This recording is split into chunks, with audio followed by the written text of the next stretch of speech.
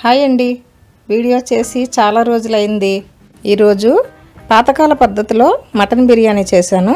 చాలా టేస్టీగా వచ్చిందండి. మీరు ఈసారి మటన్ బిర్యానీ ఈ విధంగా ట్రై చేసి చూడండి, చాలా బాగుంటుంది.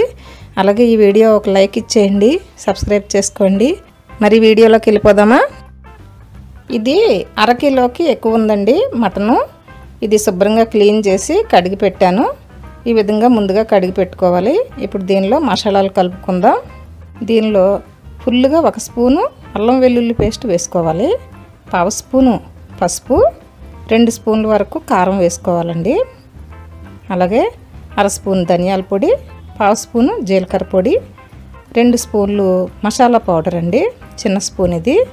కొద్దిగా కొత్తిమీర వేసుకొని 1/4 కప్పు వరకు పెరుగు వేసుకోవాలి. టేస్ట్కి సాల్ట్ కూడా వేసుకొని మొత్తం కలిపి పెట్టుకొని మూత పెట్టి పక్కన పెట్టుకోవాలి. నేను చిన్న గిన్నెలో తీసుకొని మూత పెట్టి పక్కన పెడతానండి. తర్వాత మనం దీనికి కావాల్సినవి ప్రిపేర్ చేసుకోవాలి.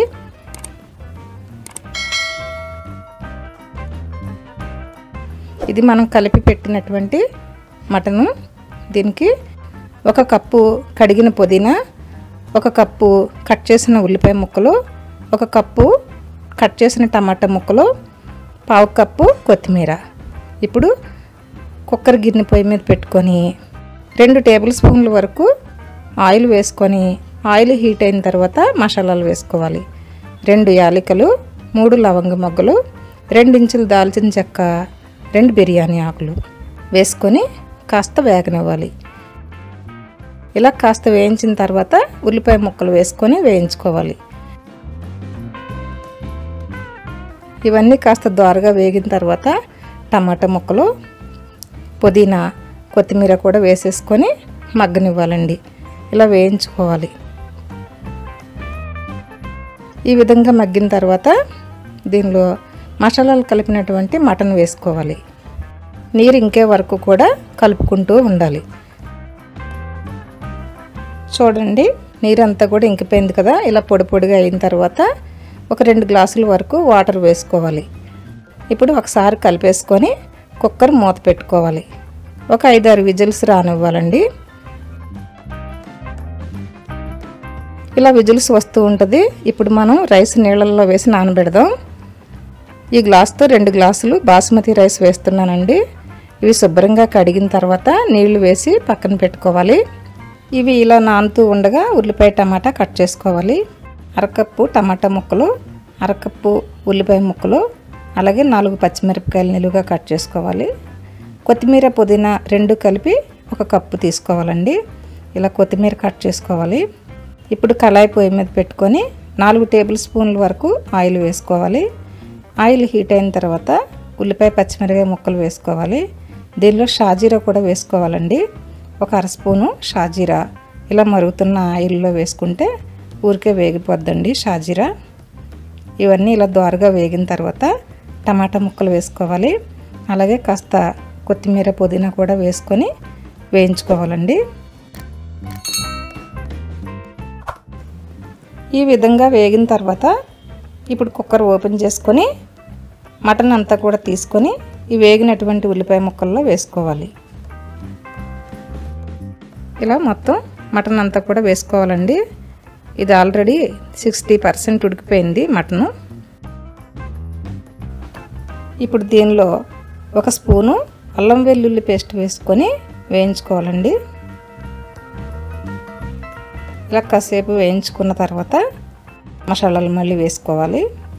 1 స్పూను కారం వేసుకోవాలి, 1/2 స్పూను పసుపు వేసుకోవాలి. ఒకసారి కలిపి పెట్టుకోవాలి.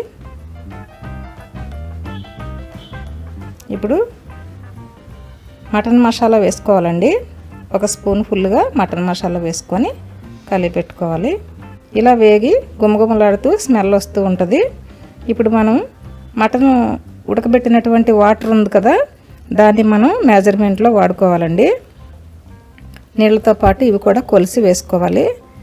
ఏ గ్లాస్తో బియ్యం వేసుకున్నామో అదే గ్లాస్తో మనం 4 గ్లాసుల వరకు వేసుకోవాలి కదా. చూడండి, మటన్ వాటరు ఇలా 2.5 గ్లాసులు అయ్యింది. ఇప్పుడు మిగతావి నీళ్లు వేసుకోవాలి. 4 గ్లాసులు నీళ్ళు అయితే మొత్తానికి మటన్ వాటర్తో కలిపి వేసేసుకున్నాము. ఇప్పుడు టేస్ట్కి సరిపడినంత సాల్ట్ కూడా వేసుకొని ఒకసారి కలిపెట్టి ఈ నీళ్లు కొంచెం మరిగే వరకు మూత పెట్టుకుందాం.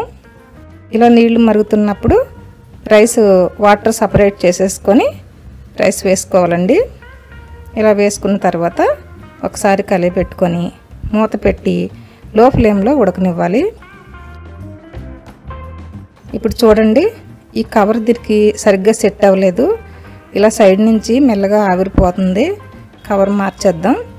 ఒకసారి చూడండి, ఇంకా కొద్దిగా వాటర్ ఉంది, ఇంకా కొంచెం కుక్ అవ్వాల్సి ఉంది.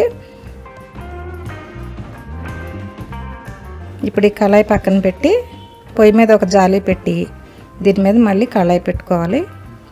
ఈ మూత దీనికి బాగా సెట్ అయిందండి, ఎక్కడ కూడా ఆవిరిపోవట్లేదు. ఇప్పుడు దీనిలో నిమ్మరసం వేసుకుందాం. హాఫ్ లెమన్ గింజలు తీసివేసి రసం వేసుకోవాలి. అలాగే 1.5-2 స్పూన్ల వరకు నెయ్యి వేసుకోవాలండి. ఇప్పుడు మూత పెట్టుకొని నెమ్మదిగా ఒక 10 నిమిషాల పాటు మగ్గనివ్వాలి. ఇలా లో ఫ్లేమ్లో 10 నిమిషాలు ఉంచిన తర్వాత రైస్ చూడండి కుక్ అయిపోయింది. సాఫ్ట్ అయిందండి రైసు, చాలా బాగా వచ్చింది. చూడండి, చాలా టేస్టీగా ఉంటుంది. ఇప్పుడు స్టవ్ ఆఫ్ చేసుకొని కాస్త కొత్తిమీర పైన జల్లుకొని సర్వ్ చేసుకోవడమేనండి. మరి చూశారు కదా, పాతకాల పద్ధతిలో మటన్ బిర్యానీ. ట్రై చేయండి. ఈ వీడియో మీకు నచ్చితే కామెంట్ సెక్షన్లో తెలియచేయండి. లైక్ చేయండి తప్పకుండా.